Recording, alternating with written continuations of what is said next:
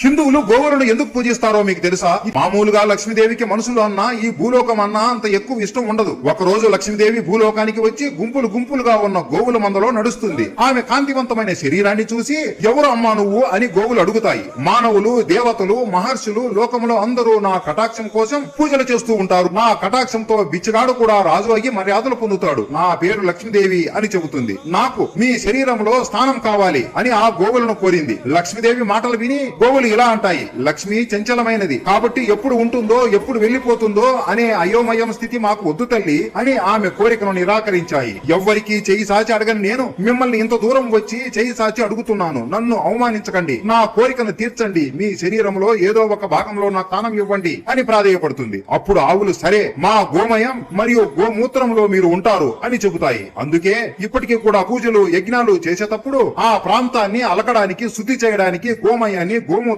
ఉపయోగిస్తారు. అందరూ జై లక్ష్మీదేవి అని కామెంట్ చేసి సబ్స్క్రైబ్ చేసుకోండి.